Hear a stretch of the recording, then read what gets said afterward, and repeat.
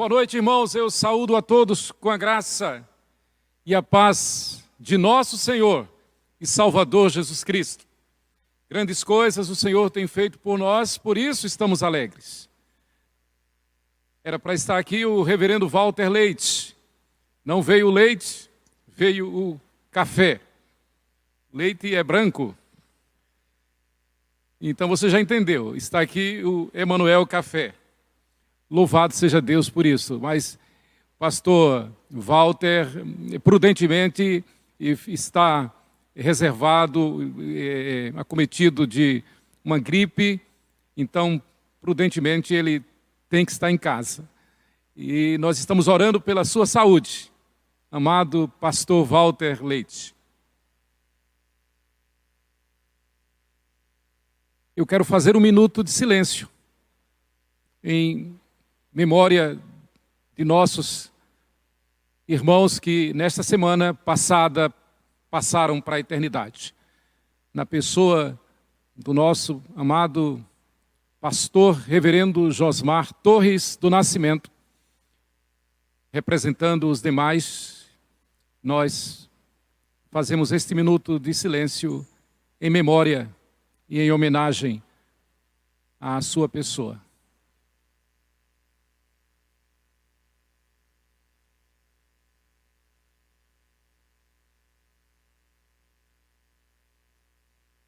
Amém. Um minuto simbólico. Agradecemos a Deus porque, como diz a palavra, bem-aventurados os que morrem no Senhor, que passaram das fadigas terrenas e já vivem e reinam na glória celestial. Meus amados, o tema da nossa igreja este ano é crescer na graça e no conhecimento do nosso Deus. O subtema para o mês de agosto é crescer na graça e no conhecimento do Senhor nosso Deus, servindo a igreja. E assim tem sido desde o último domingo, o primeiro domingo do mês, através do pastor Lucas, do reverendo Fausto, nós estamos trabalhando este tema. E lembrando que é o mês de missões da Igreja Presbiteriana do Brasil. Como bem lembrou o reverendo Lucas, é o mês do aniversário 161 anos da IPB e 71 anos da Igreja Presbiteriana 12 de agosto. Na próxima quarta-feira, numa live especial, todos os grupos pequenos, congregações, com os pastores, os presbíteros, nós estaremos juntos, reunidos na mesma sala, agradecendo a Deus pelos 71 anos da Igreja Presbiteriana 12 de agosto.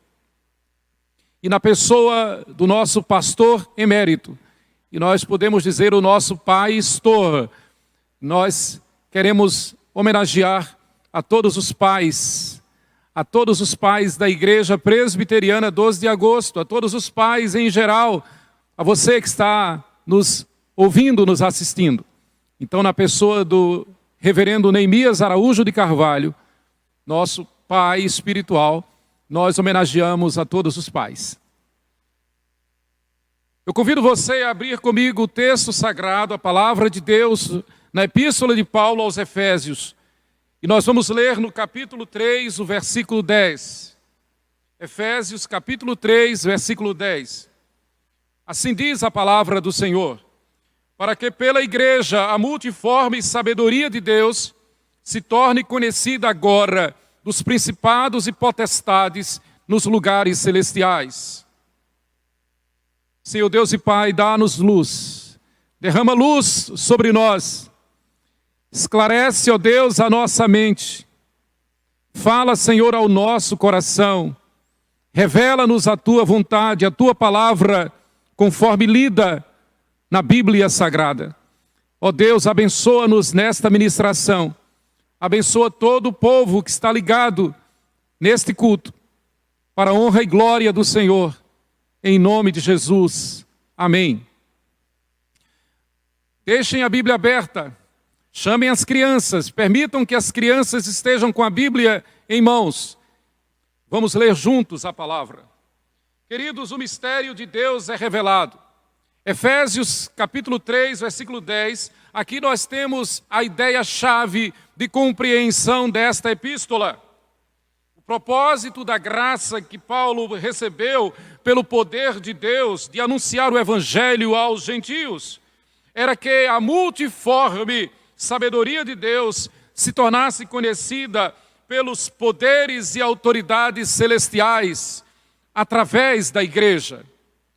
Esta é a grande comissão da igreja diante das autoridades, dos principados e potestades celestiais, como bem diz o apóstolo Paulo, para que pela igreja a multiforme sabedoria de Deus se torne conhecida agora dos principados e potestades nos lugares celestiais. O apóstolo Paulo escreveu esta epístola no seu aprisionamento, durante o seu aprisionamento em Roma, mais ou menos no ano 58. Ali Paulo escreve para esta igreja que ele teve a honra, o privilégio de organizar.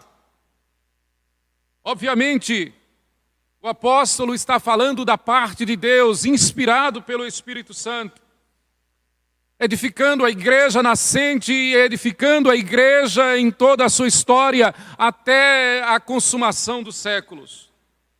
A carta aos Efésios é com frequência e muito bem chamada de o Evangelho das regiões celestiais.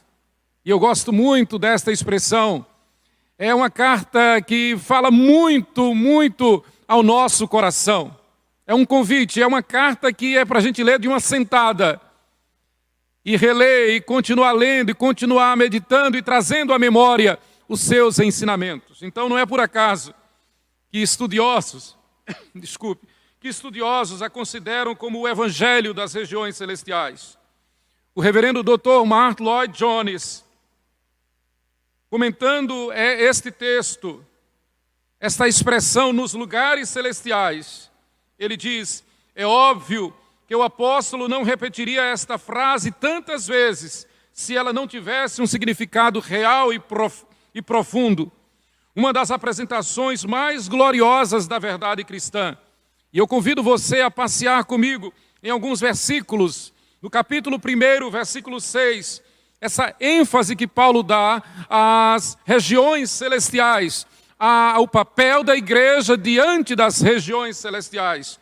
Capítulo 1, versículo 6, acompanhe, leiamos juntos.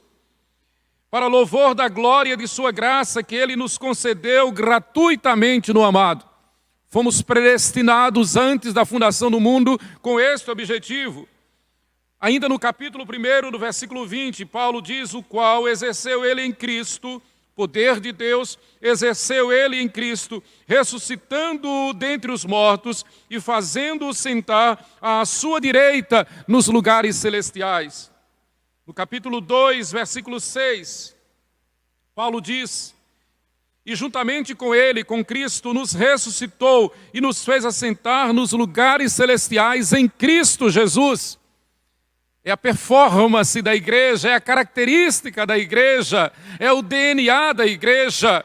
Ser igreja de Jesus é estar acima de todo principado e potestade.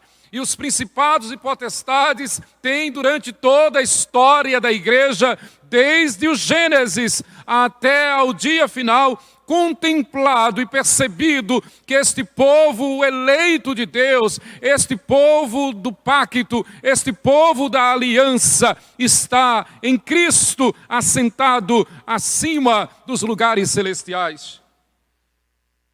No capítulo 3, no versículo 10, o nosso texto-chave, para que pela igreja a multiforme sabedoria de Deus seja agora conhecida diante dos principados e potestades nos lugares celestiais.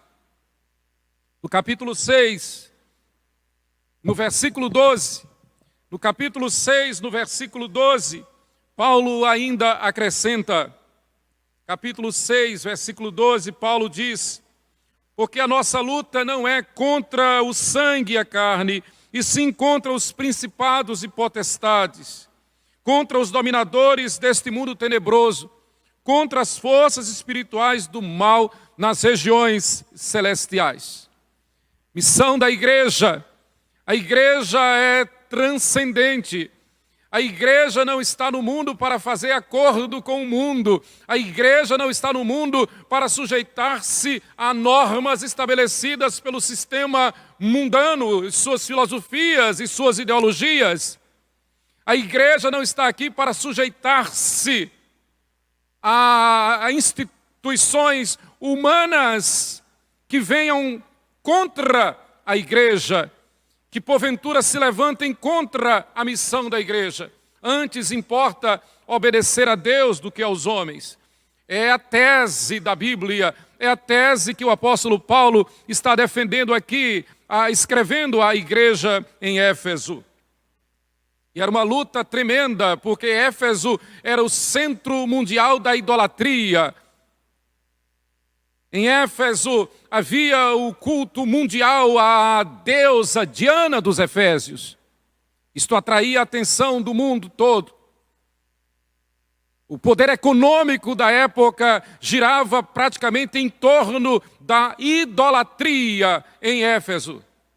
E Paulo está consciente de que a igreja de nosso Senhor Jesus está aqui, chegou em Éfeso, está em toda parte para destruir as obras do diabo. É nesse sentido exatamente que o Senhor, nosso Senhor, diz que as portas do inferno não prevalecerão contra a igreja. E aí vale a pena relembrar esta frase do Dr. Lloyd Jones.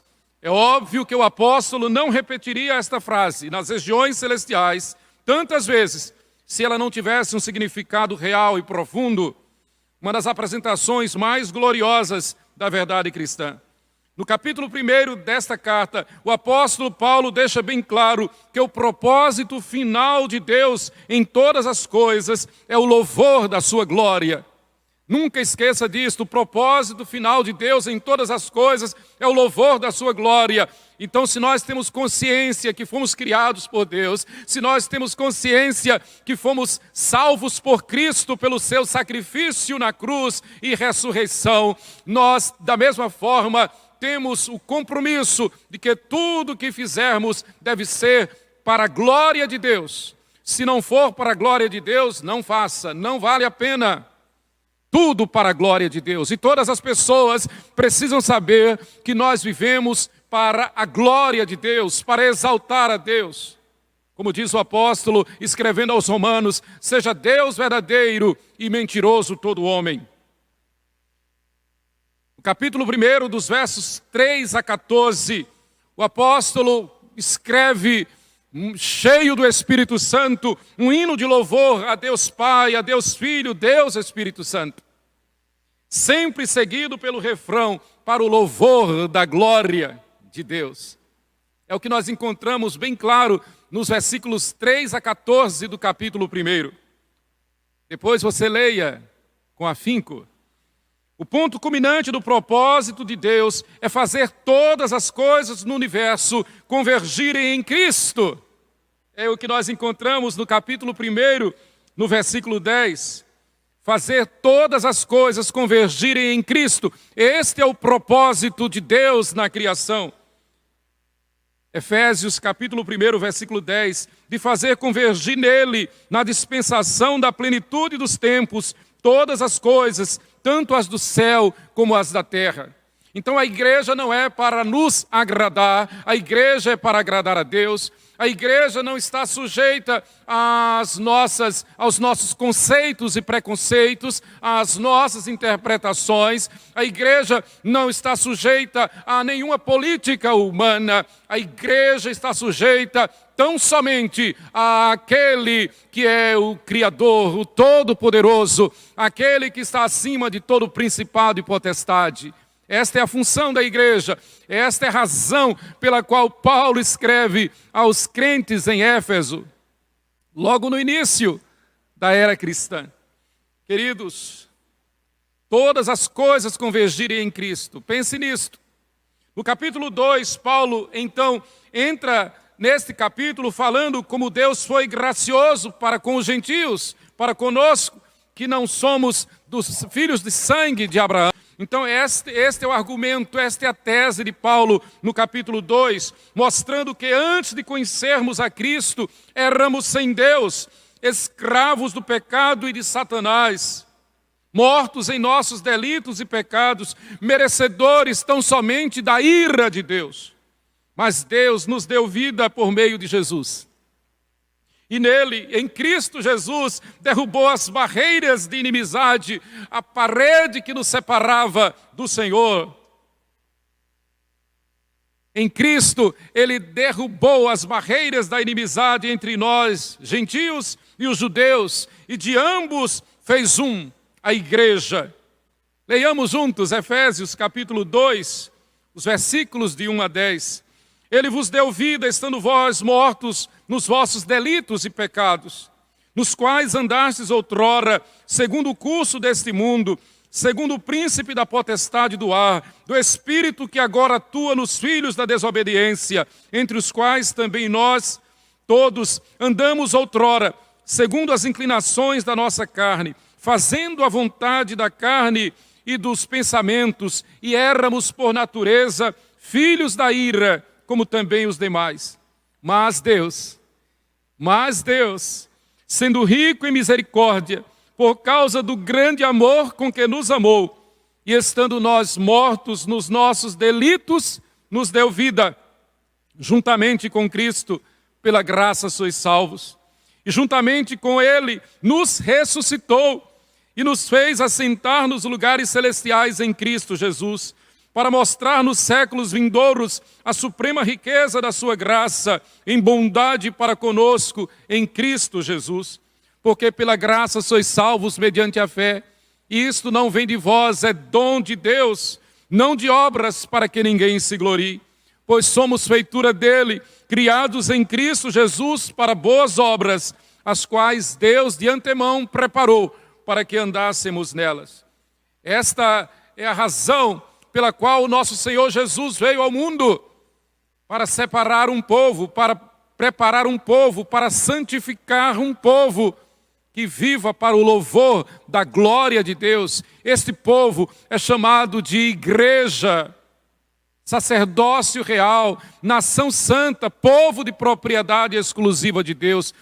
Faz parte deste povo todo aquele que foi lavado e redimido pelo sangue de Jesus. Todos aqueles que entenderam que o sacrifício de nosso Senhor Jesus na cruz do Calvário foi em seu lugar, que a ressurreição de nosso Senhor Jesus Cristo é a garantia da nossa regeneração, da nossa conversão, da nossa santificação, para então entrarmos na glória celestial. Agora somos herdeiros de Deus, herdeiros das promessas da salvação feita aos hebreus, conforme Deus estabeleceu com Abraão, nosso pai na fé, edificados para sermos morada de Deus. Então, o cristão fiel, o cristão lavado e redimido pelo sangue de Jesus, convertido, que tem certeza da sua salvação, que não tem dúvida de que cessando esta vida, automaticamente entra na glória celestial. Este cristão vive tão somente para agradar a Deus, para servir ao Senhor, servindo na igreja. E aqui eu faço um parênteses, não existe igreja individual, não existe igreja de indivíduos, só existe igreja de corpo, onde cada um é membro uns dos outros. Não existe, vou ser mais claro, não existe essa hipótese de ser igreja em sua casa, em seu canto, conforme as suas circunstâncias, sem estar ligado ao corpo cuja cabeça é Jesus. E esse corpo funciona como nós encontramos no Novo Testamento, com uma administração, com uma organização, onde se tem pastores, presbíteros, diáconos, onde há um concílio que dirige, que coordena a igreja. E para ser mais claro ainda, a igreja é formada de ovelhas que se submetem à sua liderança, como diz bem claro o escritor da epístola aos Hebreus. No capítulo 3, então o apóstolo Paulo fala sobre o mistério de Deus que foi revelado a ele. Paulo estava preso por causa justamente desse mistério. E Paulo, então, como ministro de Deus, fora chamado para anunciar este mistério. E que mistério é esse? Vejamos juntos, capítulo 3, versículos de 1 a 12. Paulo disserta, Paulo discorre de forma muito clara. Eu repito, ele está preso em Roma exatamente por pregar este mistério. Que mistério é este? Capítulo 3, de 1 a 12. Por esta causa eu, Paulo, sou o prisioneiro de Cristo Jesus, por amor de vós, gentios.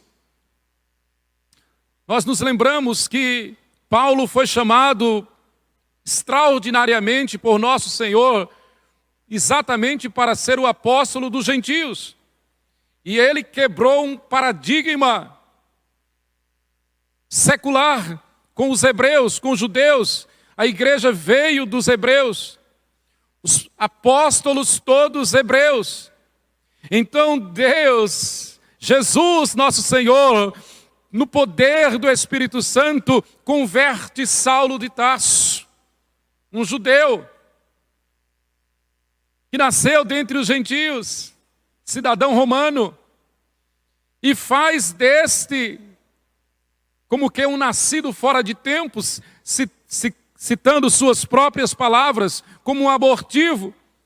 O Espírito Santo traz este novo apóstolo para, junto com os demais, ser o apóstolo aos gentios, para então revelar esse mistério.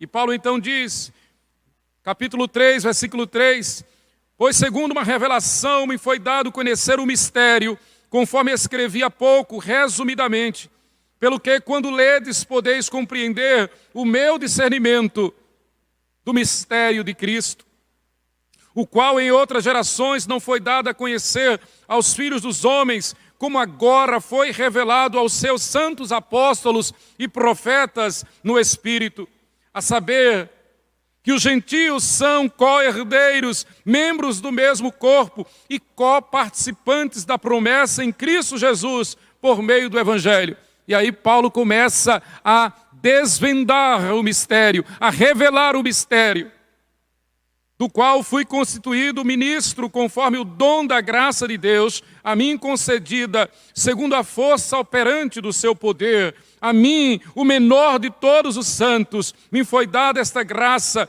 de pregar aos gentios o evangelho das insondáveis riquezas de Cristo e manifestar qual seja a dispensação do mistério, desde os séculos, oculto em Deus, que criou todas as coisas, para que pela igreja a multiforme sabedoria de Deus seja conhecida agora dos principados e potestades nos lugares celestiais, segundo o eterno propósito que estabeleceu em Cristo Jesus, nosso Senhor, pelo qual temos ousadia e acesso com confiança mediante a fé nele. Portanto, vos peço que não desfaleçais nas minhas tribulações por vós, pois nisso está a vossa glória. Paulo faz então este apelo emotivo: olha, eu estou preso por causa deste ministério, eu estou preso por causa desta pregação, por causa do meu ministério pastoral. Eu sei que vocês podem estar sentindo, vocês estão sentindo, podem até estar sofrendo, mas não sofram, porque isto é para a glória de Deus. Queridos, que lição! Em meio às tribulações, em meio às aflições, em meio às incertezas, em meio até à perseguição, nós não damos o braço a torcer para o mundo, nós não damos o braço a torcer para o sistema do mundo. Se tiver que sofrer, soframos, mas que em tudo nosso Deus seja glorificado na nossa vida. Não façamos nenhuma concessão ao mundo, de forma que possa prejudicar o nosso dever de dar glória somente a Deus. A tese, então, é esta. O mistério revelado é este. Paulo foi preso porque os judeus enciumados dos gentios não admitiam que o evangelho, que a salvação chegasse aos gentios. Paulo diz: não, o evangelho é para todo o povo, em todo o mundo, em toda a terra. Todo aquele que arrependido converta-se ao Senhor Jesus Cristo. A igreja é o corpo de Cristo, formado pela união de todos os povos salvos por Cristo. Esta é a tese.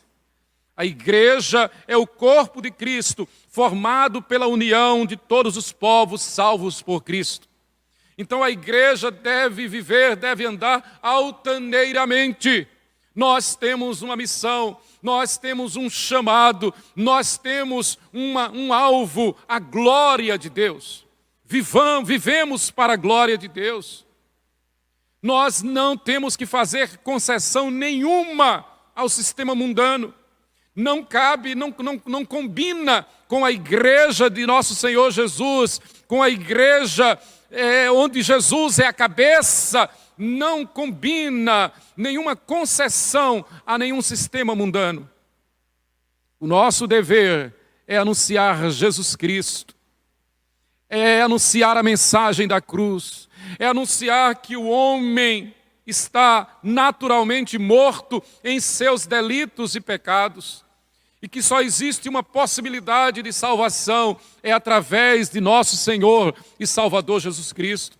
É reconhecendo o seu sacrifício na cruz do Calvário, é reconhecendo que somos pecadores e naturalmente pelos nossos pecados estamos fadados, condenados ao inferno. Mas como diz Paulo aqui no capítulo 2, no versículo 4, mas Deus, sendo rico em misericórdia, por causa do grande amor com que nos amou, enviou o seu Filho Jesus Cristo para morrer na cruz pelos nossos pecados e ressuscitar ao terceiro dia, para que todo aquele que nele crê não pereça, mas tenha vida eterna. Por esta causa eu, Paulo, sou prisioneiro de Jesus Cristo por vós, os gentios. Qual a causa? Paulo inicia o capítulo 3 apresentando uma conjunção conclusiva. Por esta causa. Ele tem a intenção de ligar o que vai dizer agora com aquilo que havia exposto no capítulo 2. Vale lembrar que Paulo não escreveu a carta em capítulos. Capítulos foram acrescentados bem posteriormente, 1000 anos depois. Paulo escreve um texto, uma prosa, é uma carta. E ele está então, ele parte do que nós temos como capítulo 2 para o capítulo 3, com esta conjunção conclusiva. Por esta causa, eu, Paulo, sou prisioneiro de Cristo Jesus por amor de vós, os gentios.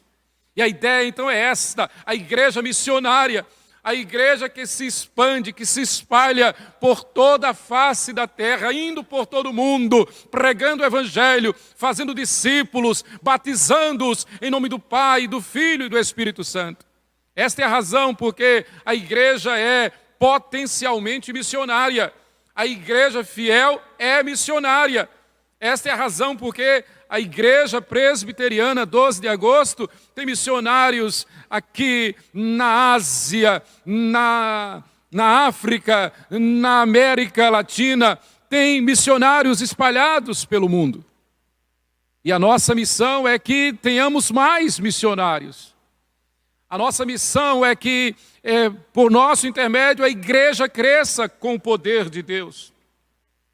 Paulo ainda diz: como me foi este mistério manifestado pela revelação, como antes um pouco vos escrevi, quando ledes, podeis perceber a minha compreensão do mistério em Cristo, de Cristo.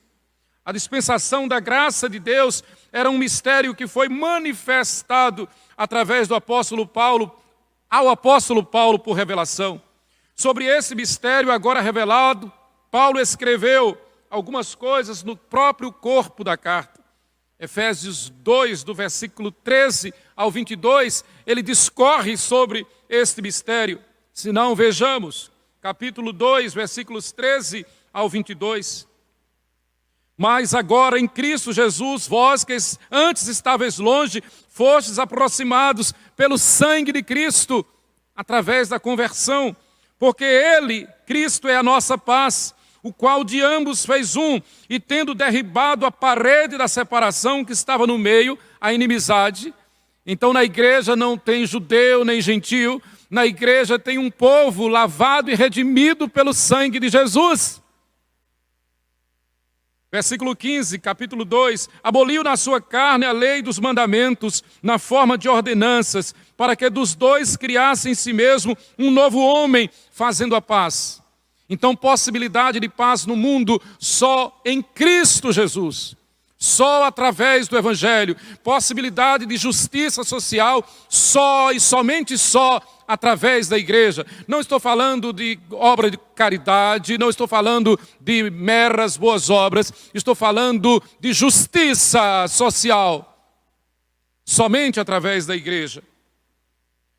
Versículo 16, e reconciliasse ambos em um só corpo com Deus, por intermédio da cruz, destruindo por ela a inimizade.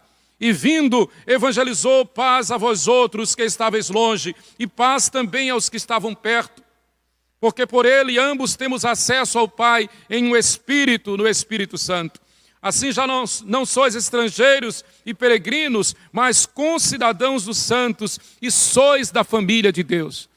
Só se faz parte da família de Deus através da conversão pelo poder do Espírito Santo, quando a pessoa arrependida dos seus pecados reconhece que foi em nosso lugar que Jesus morreu na cruz e ao terceiro dia ressuscitou, exatamente para perdoar os nossos pecados, para pagar o castigo que era para nós, a morte. Ele morreu em nosso lugar e ressuscitou ao terceiro dia para a nossa justificação. Então a pessoa que é eleita de Deus, a pessoa que ama a Deus, ela entrega a sua vida a Jesus. Ela diz, Senhor Jesus, Tu és o meu Deus, o meu Senhor, o meu Salvador. Edificado sobre o fundamento dos apóstolos e profetas, sendo Ele mesmo, Cristo Jesus, a pedra angular, a nossa base, o nosso alicerce, a nossa rocha eterna, aquele em quem estamos firmados. Por Ele, por Cristo Jesus, nós vivemos e nos movemos e existimos. O nosso viver há de ser tão somente para o louvor da glória de nosso Deus Jesus Cristo, no qual todo edifício bem ajustado cresce para santuário dedicado ao Senhor, no qual também vós, juntamente, estáis sendo edificados para a habitação de Deus no Espírito. O que Paulo está dizendo é que vida concreta, vida real, vida digna, vida justa, vida salva, vida eterna, só existe quando estamos em Cristo Jesus. Só existe através do corpo de Cristo Jesus. É neste sentido que a salvação só acontece através da igreja. Pela igreja e para a glória de Deus. A igreja é o corpo vivo de Cristo aqui na terra. A igreja é o verdadeiro reino de Deus aqui na terra. E aqueles que são salvos pelo poder do Evangelho, naturalmente, como diz João no capítulo 10, falando sobre as ovelhas fiéis, aqueles que são salvos, eles ouvem a voz do pastor e obedecem e seguem ao pastor. Não seguem o mercenário, mas seguem o pastor Jesus Cristo. Esta é uma tese contundente.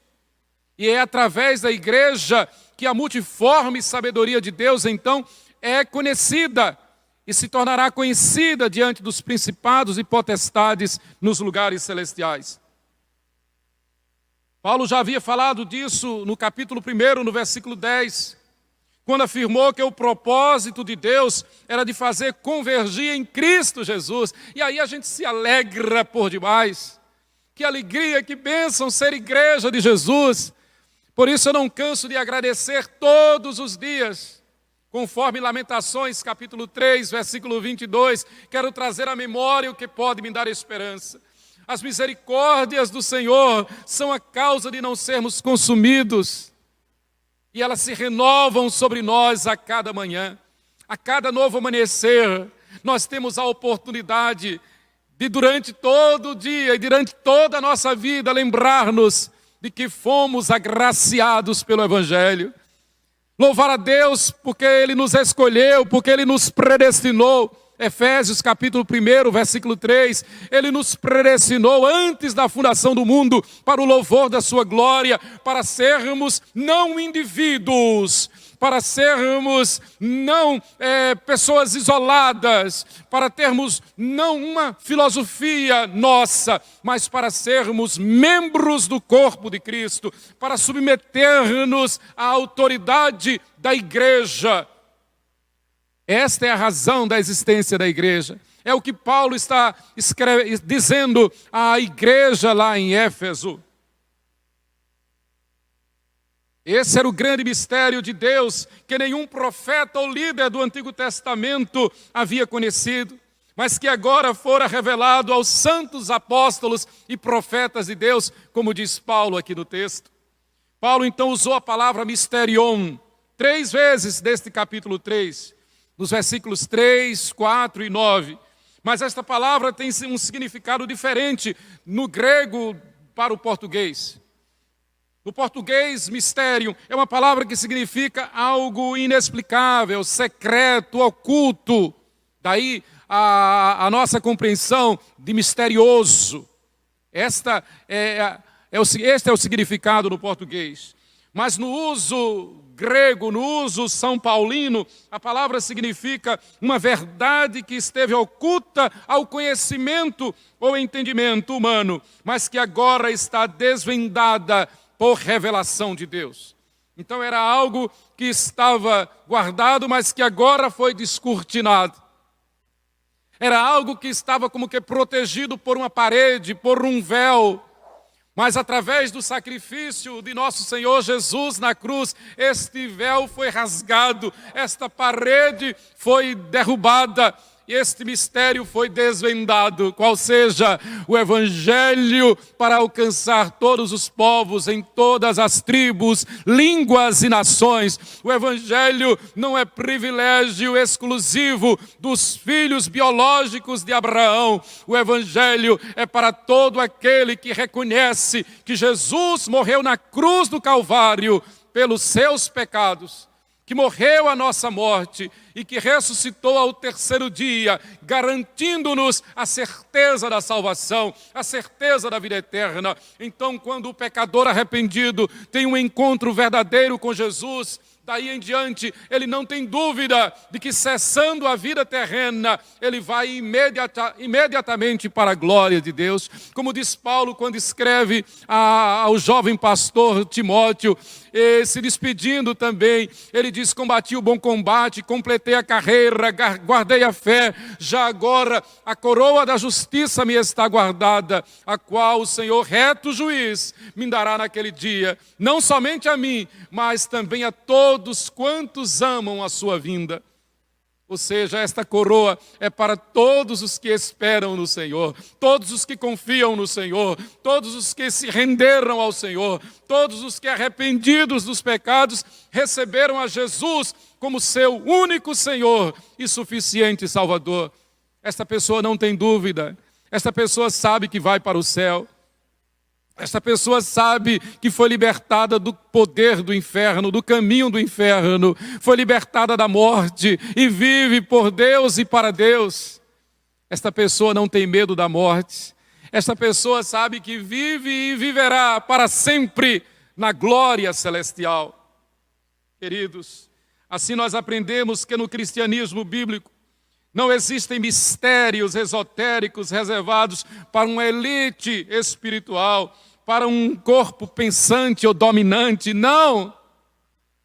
No verdadeiro cristianismo, no cristianismo bíblico, na verdadeira igreja, o mistério foi desvendado. O mistério era que, como bem diz a palavra no grego, era algo que estava oculto, mas agora foi revelado. Estava encoberto, mas foi revelado.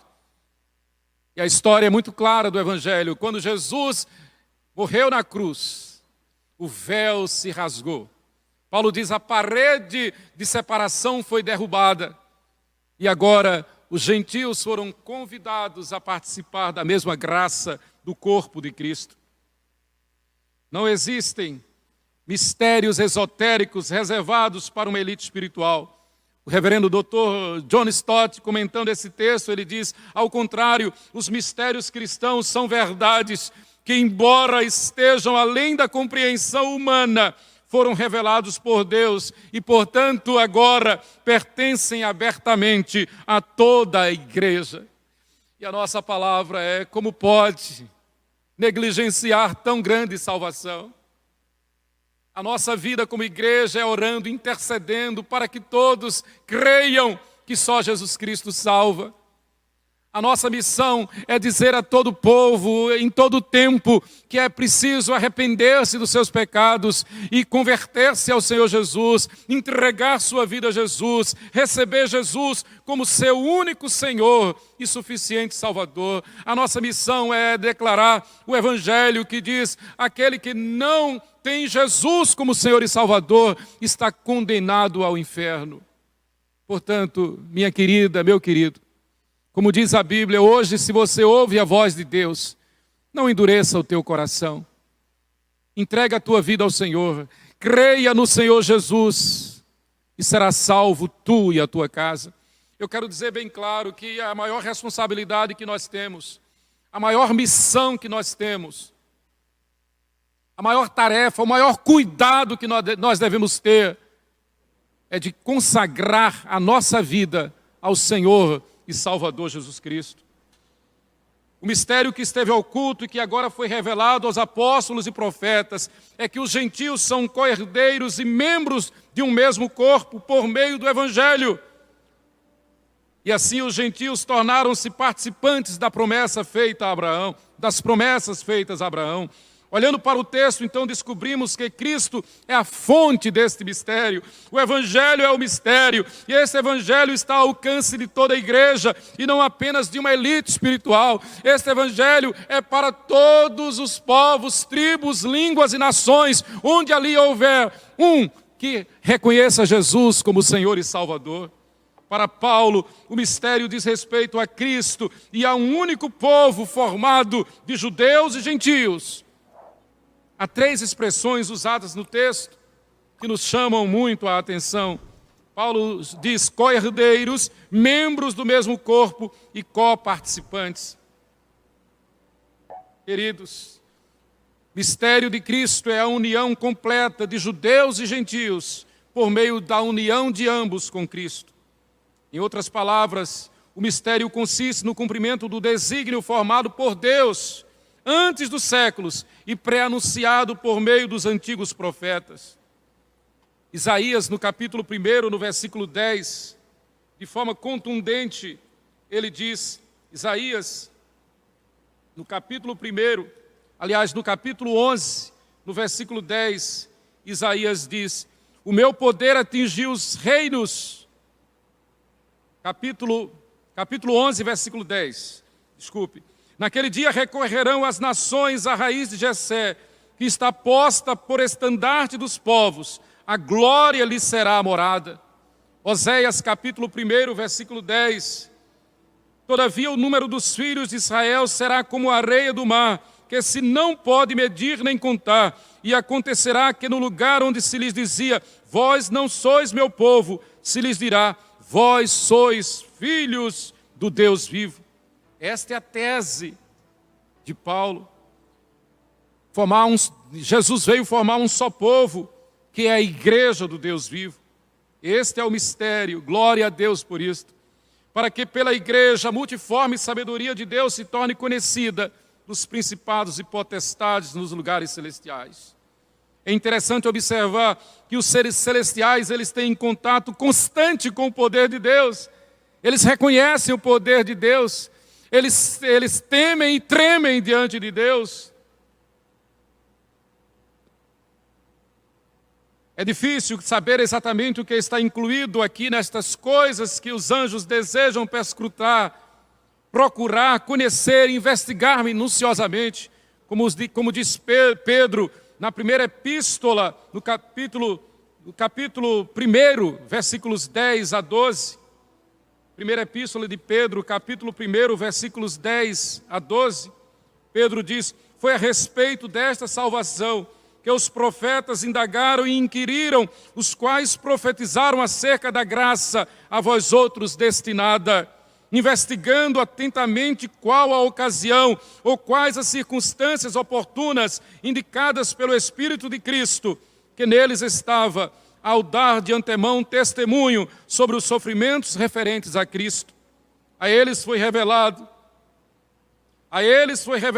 que não para si mesmos, mas para vós outros, ministravam as coisas que agora vos foram anunciadas por aqueles que pelo Espírito Santo, enviado do céu, vos pregaram o Evangelho, coisas estas que anjos anelam perscrutar. O reverendo Dr. John MacArthur, comentando este texto, ele diz: os anjos podem ver a glória de Deus na criação, os anjos podem ver a ira de Deus no Monte Sinai, na entrega da lei, os anjos podem ver o amor de Deus no Calvário, mas Deus diz que os anjos irão ver a sua multicolorida sabedoria somente através da igreja. Queridos, e eu quero concluir a partir do verso 10, as palavras de Paulo, Efésios 3, versículo 10, as palavras de Paulo nos alertam que a igreja, que somos nós, no mundo e diante de todo o reino celestial, um grande espetáculo. No melhor sentido da palavra, o crente em Cristo é um ator. A peça é escrita, dirigida e produzida por Deus. Mas quem está assistindo a tudo são os anjos. A história da igreja cristã fica sendo uma escola superior para os anjos. Por meio da antiga criação, o universo, Deus revelou sua glória aos seres humanos. E por meio da nova criação, a igreja, que somos nós, Deus revelou sua sabedoria aos anjos. Os anjos olham fascinados ao ver judeus e gentios sendo incorporados na igreja como iguais.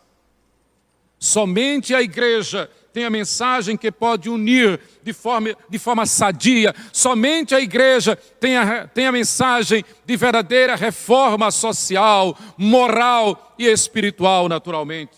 Somente a igreja. Esta união não é utópica, mas é real. Daí que a igreja, ela transpõe os séculos, resistindo a tudo e a todos, ainda que enfrentando o martírio, ainda que sendo martirizada, ainda que sendo penalizada, a igreja prevalece e a igreja, afinal, será triunfante. Esta igreja, ela é visível e invisível, porque no meio do trigo também há joio. Esta igreja é militante, porque ela trabalha, ela não tem medo de cara feia, ela não tem medo de perseguição, ela não tem medo de crise. Esta igreja é militante e, afinal, como corpo vivo de Cristo aqui na terra, esta igreja será triunfante, porque ela entrará na glória celestial para, por todo sempre, estar com o Senhor. Queridos, Deus, em sua graça e sabedoria, Ele une os povos de todas as tribos, raças, línguas e nações, fazendo desses povos uma só nação santa, separada e remida pelo sangue do Cordeiro Jesus Cristo. É este o mistério que outrora era oculto, que Paulo está revelando à igreja.